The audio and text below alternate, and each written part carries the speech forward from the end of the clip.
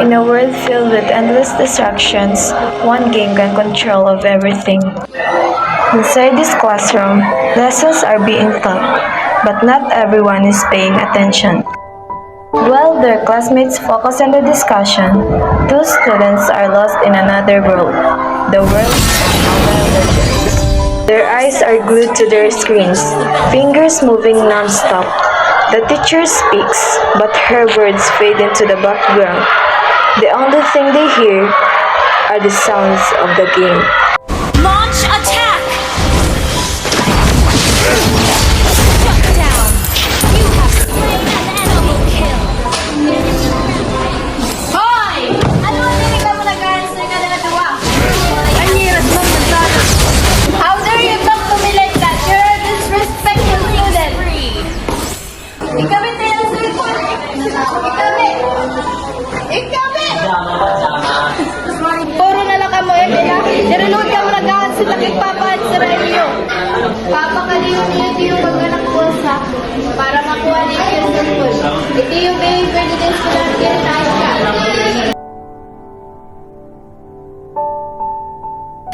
Uy, Zaina, Mark, panguli na kamo kay mga ngaon na kita. Ay, nakamot na daw nga mga ML.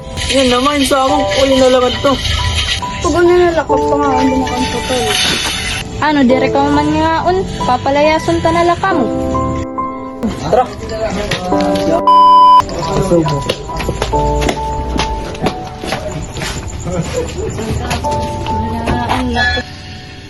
Ano, direct niya lalabtan, ipapalabog ko na laiton, kaya puro na lang ang cellphone.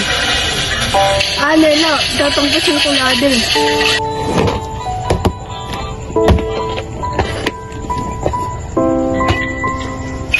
Hoy, Zaina, panugas na daw, damo matugasan dito ay pag minuloy din ang ML. Ikaw nagadla, mamay mo man buot, hindi ka magpatoy.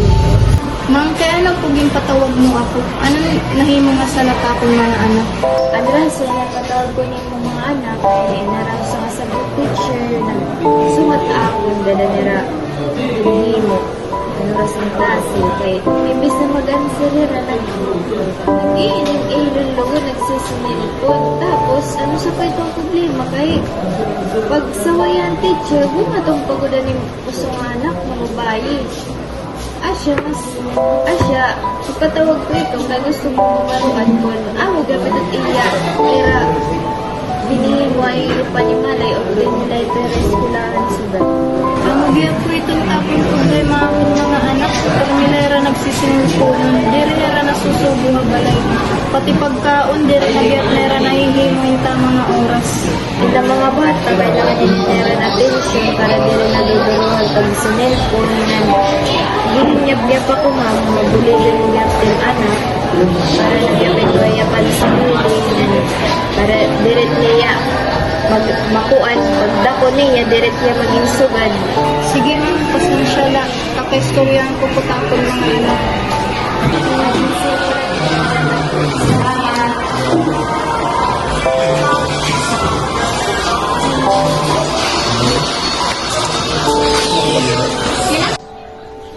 Kuya, Erwin kita. Sige, open. Sige, tara. Defeat! Isa pa. Pero di ba uyan against star? Sige, tara.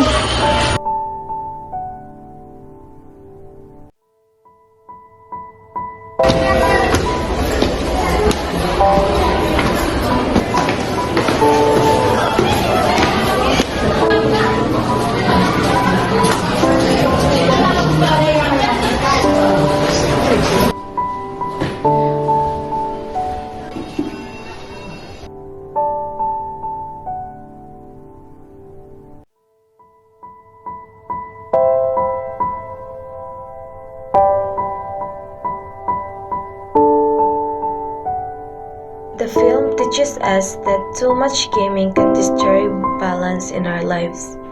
It shows how addiction can lead to poor grades, lack of sleep, and broken family relationships. But it also reminds us that it's never too late to change. By learning self-control and managing our time wisely, we can enjoy games without letting them control us. True success isn't found in virtual worlds. It's found in real life with the people and goals that truly matter. Game addiction can harm our studies and family life, but change is always possible. Balance is the key. Play for fun, not to escape reality.